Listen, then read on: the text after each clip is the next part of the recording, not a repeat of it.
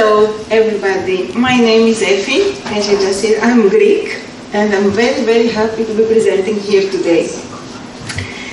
I'm going to share some of my personal experience, not as a scientist, but as a synaesthete myself, and I'm very happy that I have the chance in this conference to hear and learn from the experience of others about this phenomenon that I like to call natural artificial intelligence, aka synesthesia.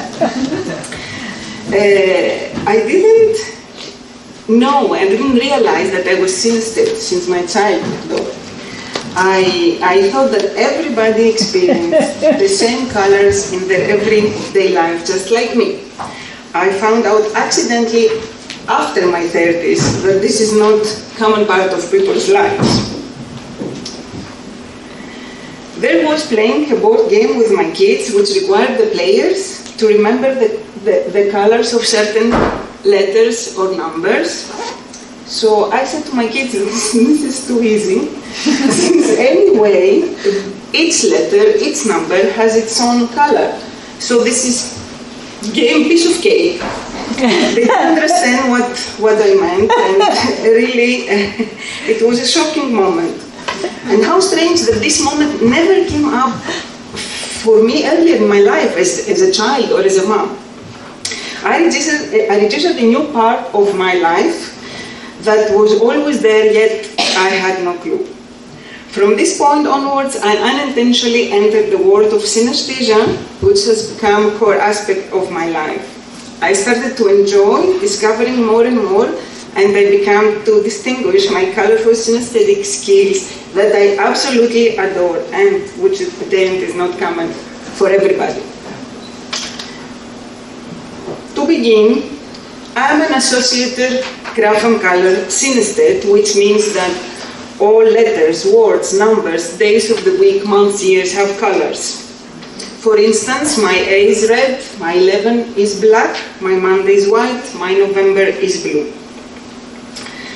As an associator, I balance between the reality of written colors and what is referred to as my mind-eye colors. I can see them the way they are given, like what you can see here in the presentation, in the text from Alice in Wonderland, and I translate them into my own words. Can you imagine the struggle of a student with graph and color synesthesia in a class trying to copy things down from a blackboard or trying to write something down on a computer where all letters or numbers are either black or white? This was a struggle for me, I can remember from my childhood, and suffering through my homework. I didn't complain though. Okay, I was shy, but I thought that everybody, it was common for everybody. So just pass my life, all my student life, just like this. Nonetheless, as an associator, I can distinguish and switch between both worlds, the reality of written colors and my mind-eye colors. No matter how long it takes me to look at something written, quick or slow, I see it colored in my mind and eye after that as well. I am in the real life, I am a translator in my profession, and as such I am exposed to a wide range of translation documents, such as personal travel documents, legal documents, all the way to corpse transport, divorces, medical diagnosis, etc. To be able to do my job, I keep the text as much as I can in black before I see it in colors, as my mind-eye gets beautifully distracted. Especially when the text includes a lot of emotions and has certain descriptions either of nature or of social life in general, the pictures pop up like a reality show and I see the whole story in front of me with incredible details. Text with photos of people's faces for me define characteristics of that person as well. Totally uncomfortable sometimes. Not to mention that my graph and color synesthesia means that I almost see in 3D, especially in darker backgrounds.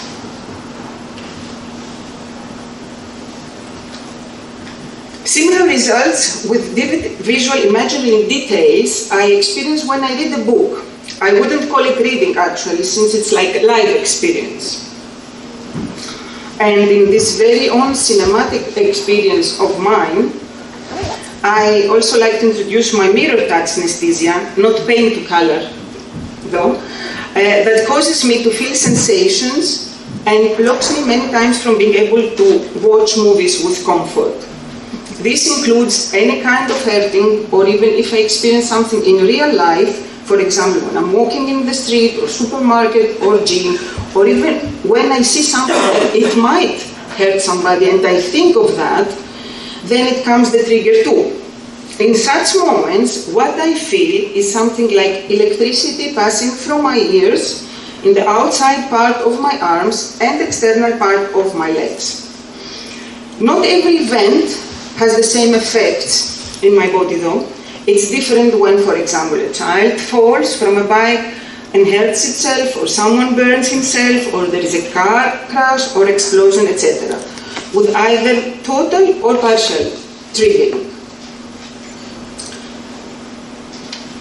I also have sequence space synesthesia, which is really an exceptional feeling. It is like time has shape and color, while at the same time these images always have a topographic position. I see days of the week as a blocks of colors and in horizontal line. Usually I keep distance from them and I know the specific weekday that we are in because the color of that day comes to me in my mind eye. When it comes to numbers, no matter the magnitude, my numbers go vertically in a line upwards. They all go up with a dark background in what looks like a simple dark row, has no shapes at all, just a bit lighten up the numbers that shows the decades. On the other hand, calendar months are happier. This is my favorite part. They form an oval shape and each month has a permanent position on that oval. They are static, only I can move, and when I do move, only my perspective changes. Months and their position stay the same. I can zoom in towards them or zoom out away from them. They don't change position.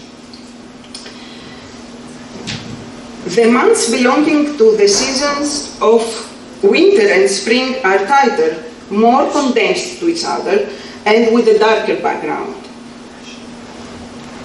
Though summer and autumn, they occupy almost double the space. The 6-month period, starting from December until June, is topographically shorter in my mind eye and darker because they are more condensed, or maybe because usually they are cooler in temperature. The other 6-month period, after June until December, are topographically longer in my mind eye, with lighter colors, maybe because there is warmer temperature. And in warm temperatures, everything goes larger and the space expands for me. I know exactly where each month is located, and I can describe or draw clear visualization of my year without having to think about it.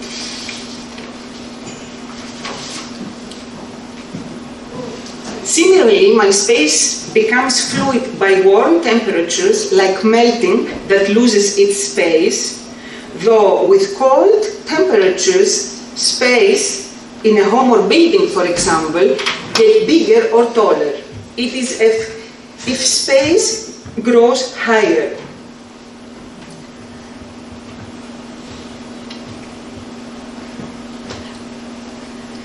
My directions left and right also have colors, left red, right blue greenish, and when I move straight away there is a line which guides my steps in front of me. And if, for example, it happens that an obstacle blocks me from following that line and I hesitate between more choices of steps, then this is very irritating for me. I have very good sense of directions though. It's not typical. When I enter with my mind eye to my time calendar, I always start at the right no matter what month it is. Then I move to the current month. Imagine seeing yourself standing on a track, but you are not there to exercise. That's how you experience time. Let me explain. The beginning is always in December 11th, my birthday month. And from there, I move month to month as the year goes by, like a train and its stations across time. I can go back to previous months or ahead to future months. However, when I do, my perspective of my time calendar changes.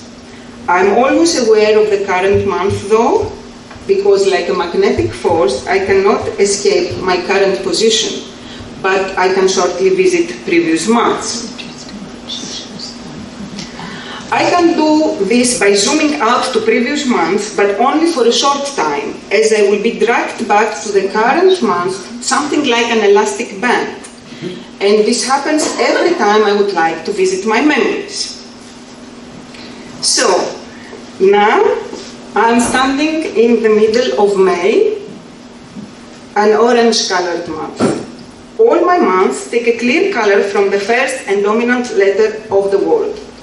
August, for example, is red because A is red. September is yellow because S is yellow, and so on. There is, however, an exception to this rule of mine for 2 months. April and October. April is green, although A is red, and October is cherry red, although is white.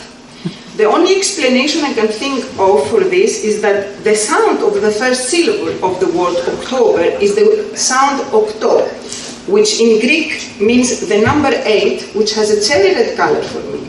So October is taking its color from the number instead of the dominant letter. The same might be happening for April. April should be red because of its dominant first letter A which is red. Instead, April is green because it's taking its color from the letter P from Aprilios in Greek, which is green. Now, for the days of the week, there seems to be no rule at all. The color I see does not match with the first dominant letter of the word. Either I think of them in Latin, Arabic, or Greek, they appear in the same way. Monday is white, Tuesday is blue, Wednesday is brown, Thursday yellow, Friday green, Saturday blue, Sunday red. This totally wrong, just to show you how it should be if they take from the dominant letter. English and German alphabet letters have identical colors for me. Greek letters have their own coloring motif, and my fourth language, Arabic, has no colors at all. When I see the Arabic letters written, they are all black, but when I hear the letters within the Arabic word, in my mind I take the coloring seen from the Latin or Greek letters. For instance, the written Arabic letter ba has no color, but the sound of the Arabic letter ba is blue for me as in Latin letters, or yellow, green from the Greek letters. Or another example, for instance, the written Arabic letter fa has no color, but the sound of the Arabic letter fa is gray, as in Latin letters, or brown from the Greek letters. This might be as I didn't speak or learn Arabic until my teens, or because I first learned to speak Arabic without writing, but just picking up the language only from its sound. Who knows? Different language spoken brings different characteristics of the words. Each language a color-coded palette with personalities and characters. Good morning, kalimera, good morning, sabah khir. My personification, synesthesia, provides me different emotions for same meaning words in different languages. For example, the English word or glass or German glass is white and serious. The Greek word potiri is green and happy, and the Egyptian Arabic word kupeya is black and funny. Same word in different languages have different impact in characteristics or colors. I connect places and memories with smell. Certain smell can bring me sometimes whole chapter of memories with incredible vivid details. I can cut, for example, watermelon, and its smell can bring me way back with accuracy in time for live memories of past summers, or the smell of black tea with lemon and sugar reminds me stories my grandmother used to narrate to us. A shocking experience that happened twice in my life is the smelling dreams. So strong, beautiful smell that occupies the senses like life experience.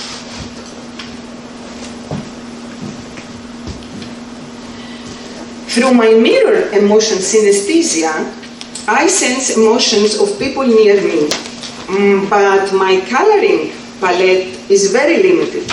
Doesn't count more than 3 to 4 colors according to their feelings, and this I can say is huge fun. But there are also moments that I am the one to laugh at. And this is when my otherwise improbable graph and color synesthesia is causing me confusion, like forgetting where I parked my car because I thought I left it at B3, blue in my mind eye, but soon realizing it is painted in green, and I can search for ages. I am grateful for my synesthesia with all its parts, though. It's my way of living. I hope my personal account will encourage others to embrace their uniqueness too. I feel special to have such a beautiful way of seeing and experience the world. Thank you all so very much. I'm happy to take any question you might have.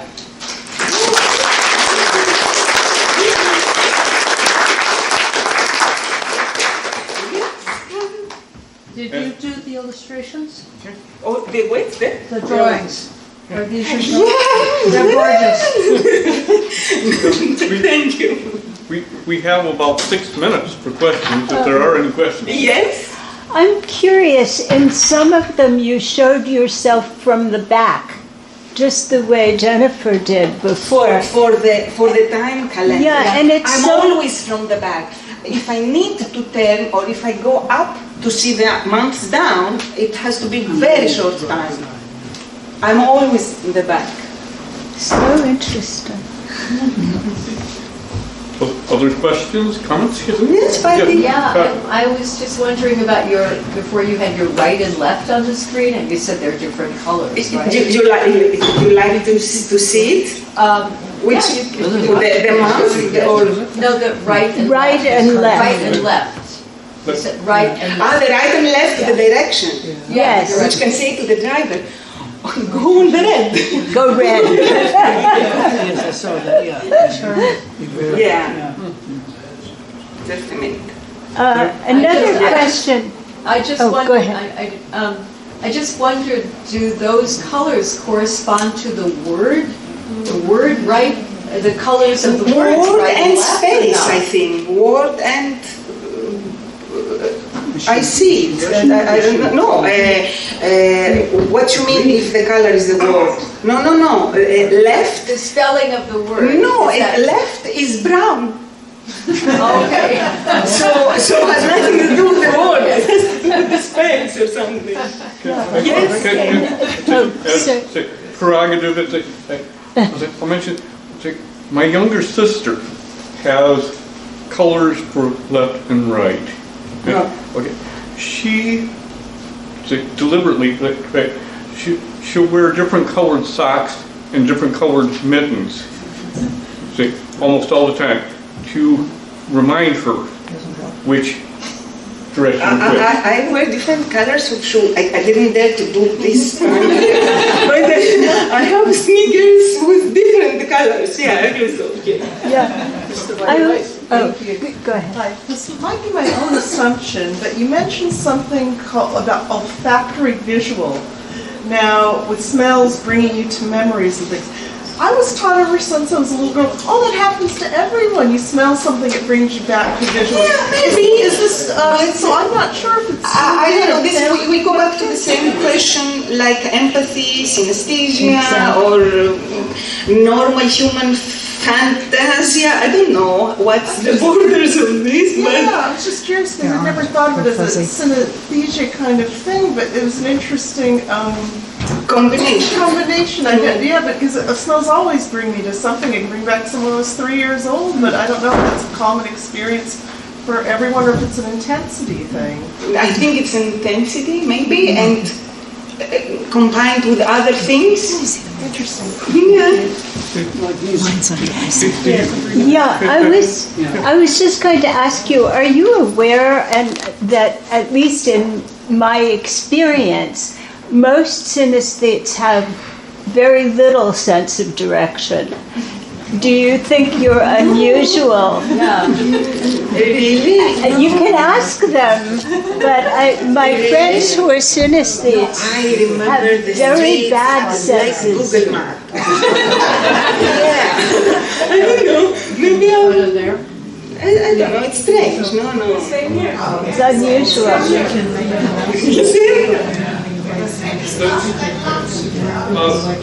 There's a question way in the back there. Can you describe again, you had a slide where you were talking about like expansion of Yeah. space. Can you tell us more about that? Yeah. Good, yeah, okay. We'll give them a specific time. Yeah. When it's warm, the temperature, the space gets larger for me. Or when I feel cold, or when it's really cold, I don't know the difference between these two. The place is shrinking. I don't know how to explain this more, but it's in warm temperature. Everything gets larger, like melting, bigger. So. We haven't had it. Supposed to talk. Yeah. I know we were on schedule. You started the session late. You mentioned that it was like, actually, it's right on the slide, that you mentioned it was almost like a track where you have to kind of go from memory to memory in an order. And I'm just kind of wondering, with that analogy, which is kind of physical, does it get tiring going back to memories? Or, really? No. I can do thousands of things. You're young. We are out of time now, so sorry about that. Okay,